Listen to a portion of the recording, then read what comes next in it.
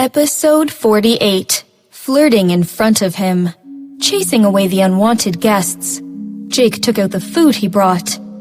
Placing it in front of Serena, he said in a low voice, "Lunch." Serena checked out what was in front of her and saw it was all therapy diet. Judging by the package, Serena knew it was expensive stuff.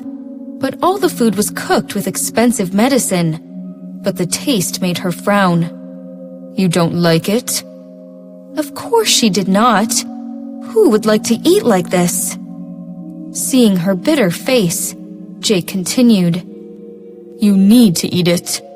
Grandpa said you should." Grandpa? Jake nodded. "Where is he then?" Captain Henrik liked her a lot. She wondered why he hadn't visited her after the incident. "Grandpa went to G Province a few days ago. He specifically called to make sure I buy these for you. He'll come back tomorrow." No wonder. Serena knew that Jake would not go all the way to the other end of the city to buy all this food for her. Of course it was Grandpa's idea. Okay. Serena felt a bit sorry. Suddenly, the room was filled with awkwardness. Although they were husband and wife, but they were not that familiar with each other. When spending time with Jake, she felt less comfortable than with Henry. Noticing her being unnatural, Jake said, "Just eat." "Okay, I know. I will eat in a bit." Serena did not move. Noticing Jake's gaze, she added, "Don't you have stuff to do at the company? Just go back first." Glancing at the food, Jake said resolutely, "Grandpa said that I must see you eat all of it." "Just tell Grandpa that I have finished. I will eat later." Jake's eyes became darker as he said, "Do you think I am gullible? Or that Grandpa is?" What does he mean?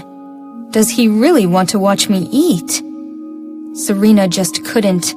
She had lost all her appetite smelling the food. Serena felt a bit sullen. "Just play along and tell Grandpa that I have eaten. Please, Mr. Robinson." Mr. Robinson? She called him that again. So distant, as if there were 1,000 mountains between the two of them. Jake felt displeased. Does she have to be a stranger to me? "You did not call me that before." She didn't? It seemed that she had always called him Mr. Robinson. In addition, in her previous lifetime, he had always hated it when she had called him by his name. Serena felt this guy had become more and more weird. Cursing inwardly, Serena looked up timidly as she asked, "Then, what should I call you?" Jake's eyes became colder as he said a bit harshly, "Whatever. Just eat." It eventually came back to that. Serena said bitterly, "Grandpa would not know anyway. I really don't have the appetite right now." "Do you need me to feed you?" he threatened. Glancing at her, Jake surprisingly took a small bowl and got her some soup. The one thing that Serena feared most was to take medicine. No matter whichever medicine, it would kill her to taste it. Looking at the soup, she immediately shook her head. "You must have some important business to attend to." "Drink!" Serena braced herself to drink the soup, and found it was actually not as bad as she thought. Glancing at Jake, she found he was staring at her, his eyes deep. Her heart suddenly raced. Serena quickly took the bowl and said, "I'll drink it myself. Just go." "You really want me to go?" "Yes." Serena nodded immediately. If he did not go, how could she get rid of the food? Seeing his look, she immediately added, "You're so busy at work, and now you're also checking on me. I'm just trying to be thoughtful." Jake looked knowingly and responded, "I'll go when you finish." "No way! There is so much food. I can never finish." It's okay.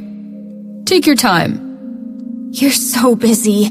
The staff must all be waiting for you. So reluctant to eat?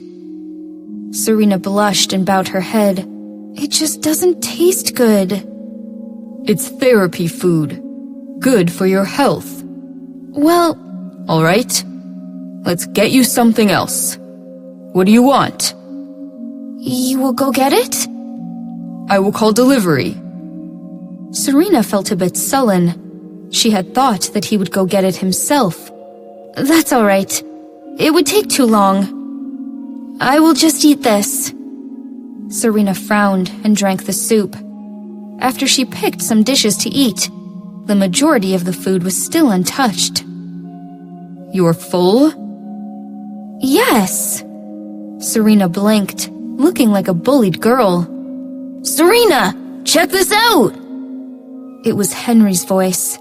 Then he paused and said, Oh, Mr. Robinson's here as well.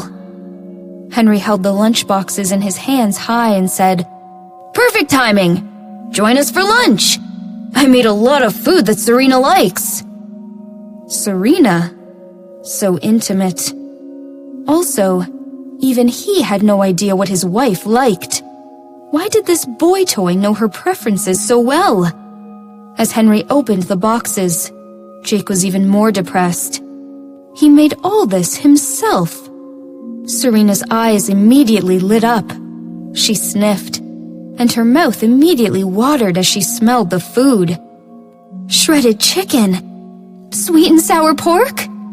Good nose. Henry walked and saw all the leftovers.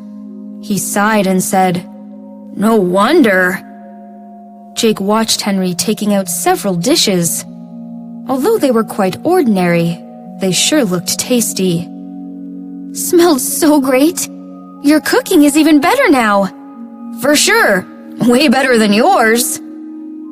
These ordinary words sounded different in Jake's ears. They were flirting right in front of him. Jake felt there was a volcano about to explode inside of him. Thinking of the divorce contract that he had signed himself, he felt even more angry. However, he had no reason to be mad. Hadn't he already signed the document and decided to set her free? So, what reason did he have to be mad?